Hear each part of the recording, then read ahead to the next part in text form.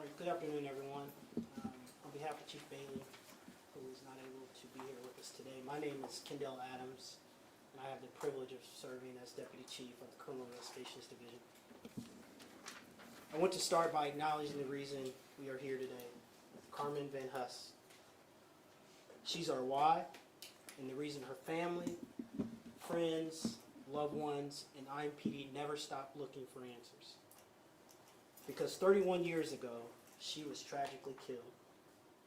And today, we finally have some answers. Andrea and Jimmy, I won't pretend to know what you are feeling today, but I do hope this is the first step in providing what closure the criminal justice system can. I want to be clear. I'm not going to say the suspect's name who was arrested. You will find that in the PC and the press release, because today isn't about him. It's about Carmen and the 19 years she lived in this world. Today's arrest demonstrates the commitment of our Unsolved Homicide Unit investigators Mike Condon, Charles Benner, and Sergeant Leslie Van Buskirk. Marion County Prosecutor's Office, DPA Amy Jacobson, and Prosecutor Ryan Mears. The Marion County Forensic Service Agency, commonly referred to as the Lab. The Fusion Center in the Indiana State Police, CODIS Administrator Christine Crouch, to bring justice to families and victims no matter how much time has passed. It demonstrates the power of science, perseverance, and never-ending pursuit of the truth. It also highlights the key role that IMPD Unsolved Homicide Unit plays in seeking the truth and never giving up. I would be remiss if I didn't acknowledge Captain Bill Carter and Analyst Mira Patel for their commitment and dedication in this case. Captain Carter oversees our Commercial Crimes Branch and has a tenacious appetite for complex cases. And Mira, an analyst in our Office of Corporation Counsel assigned to our Nuisance Abatement Task Force. Captain Carter's dedication and commitment to Carmen and her family are commendable. Today would not have been possible without their tireless effort. To you both, I say thank you.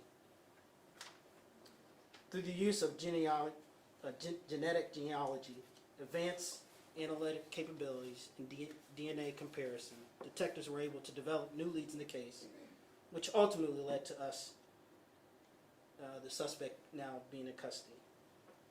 We wouldn't be here today if it weren't for them. Also, thank you to the authorities in Boone County, Missouri, who coordinated with our detectives to surveil the suspect covertly and eventually take him into custody. With that, I will turn it over to Prosecutor Ryan Mears, a valuable partner in our criminal justice efforts. Prosecutor Mears. My name is Ryan Mears. I'm the Marion County Prosecutor, and anytime you see a case like this, you immediately think of Carmen's family and what they've had to deal with over the course of the last 30 years, understanding that they are still grieving the loss of their family member, of their loved one, while the person who we are alleging is ultimately responsible for these acts is walking around and enjoying their freedom. And so today is a day that we're very grateful to be in a position to announce the charges. In this case, we have filed 3 separate charges. The first charge is murder. It is a knowing murder, meaning that the defendant knowingly killed another person. The second charge is a felony murder charge, meaning that a felony took place during the course of the murder.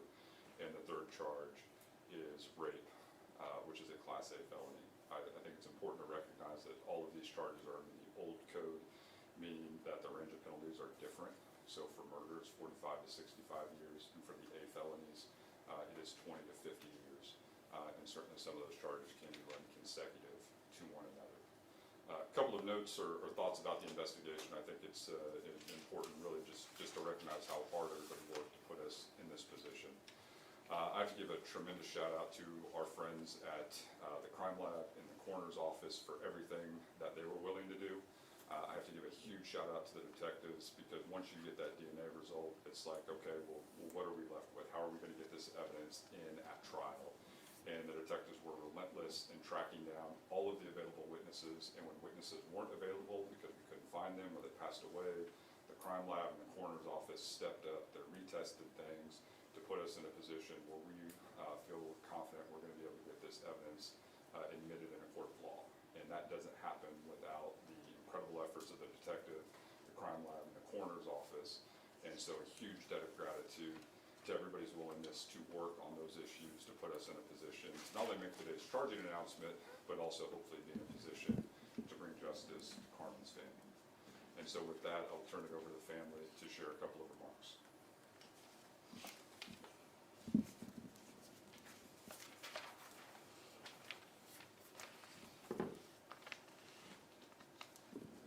From the bottom of my heart, and on behalf of my dad and our entire family, I want to say thank you to Bill and Mira and every single person that had a hand in this.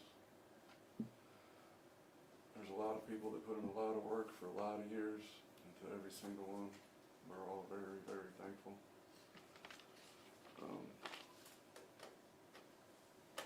There's a lot of people that miss Carmen all these years. She had a lot of family, a lot of friends. She had cousins that loved her like sisters. She had an aunt and uncle that loved her like a daughter. She wasn't able to experience her college graduation or have a wedding or any of life's events that she missed out on. We were coming a lot closer just as she was taken from us. For my dad to have to find his daughter after what was brutally done to her makes this day bittersweet. I wish he was here to see it. She was taken from me when I was a freshman in high school. And I'm thankful that finally the man that did it is where he needs to be. I do have hope that any similar case with DNA can get this same treatment with the genealogy and everything we have available today. I want all of them to get the same attention and maybe we can have some more outcomes like this. I think that's it.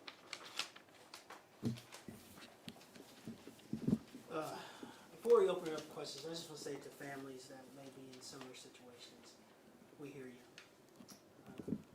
Today is not a victory lap. Today is really just providing that closure for families, and I know there's so many families in our community that don't have that closure. And I encourage you to reach out to us at 327-3475. That's our homicide office, where they will take that information and continue to try to see if they can move the case forward. Unfortunately, a lot of cases out there, and a lot depends on what evidence is available, what statements are available. But I don't want you to think that we've forgotten about it.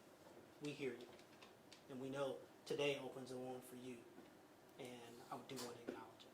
So we'll take a few questions. Chief, do you hope as we go forward, the technology more and more will bring about results like we have today? I mean, so much has changed, right? It's changing all of the time. They're making advances. I mean, is that what you're hoping for when you're giving this message to families? Yeah, absolutely. I mean, I think that's one of the things in this case is that technology has advanced. Our ability to compare things has advanced. Our ability to seek those answers continues. That pursuit continues. But based on technology, based on people coming forward, based on people giving us statements, can really make a difference in these cases. And our hope is that, obviously there's not DNA in every case. That's just a reality. There's not fingerprints in every case, and so we have to work through each case independently. It's not one blanket answer. DNA is the answer, right? Sometimes it's not involved in cases. And so we have to work through each case independently and really try to work it to the best of our ability. And I think, even though we have a small unit, we're committed to doing that. That's the charge that Chief Bailey has given us, and that's the charge that I think we take very seriously here for IMPD. So for other cases that are years, if not also decades old, that have the amount of DNA that would be able to be tested in this way, is it realistic that those cases could also get the similar treatment with this genealogy testing? Yes. If there is a possibility with DNA, and we have a few that are pending at the Indiana State Police Genealogy Lab, Captain Carter can talk about that, or Captain Spurgeon, we will. But obviously, we have to find funding, we have to determine all those things about the probability case. Sometimes, even when we have those things, suspects are deceased, we just still don't have enough. Sometimes it puts us in the ballpark, but not specifically on the individual. So that's why I say, yes, we're committed to it. In each case, we continue to work independently. If we can find enough evidence, then we'll seek the funding, we'll find the dollars, and we'll commit to it. So funding isn't necessarily a huge obstacle, it's just something that will need to be located. It will. I think we're committed to finding the appropriate dollars to do what we need to do. And, I think our community, criminal justice partners are willing to do that with us. Thank you, everyone. Wait, I do have a question. This question is actually, I don't know if Bill Carter is able to speak. I know you've worked really hard on this case. In 2015, you actually put together a GoFundMe to get a DNA test. What did it take for you to keep on pushing for this case and to finally have a breakthrough? Just now, we wanted to, obviously we wanted to offer a solution and just kept working it, and technology and DNA constantly evolves, and so it was, the DNA test in 2015 was definitely different from this type of testing. So, but no, I spoke to the family and just, we wanted to keep working until we figured something out or exhausted it. Got it. For all the stumbling blocks that have happened in this case, do you have any recommendations for future cases? Or do you think, I don't know what I'm asking you, other than do you have any other recommendations for stumbling blocks?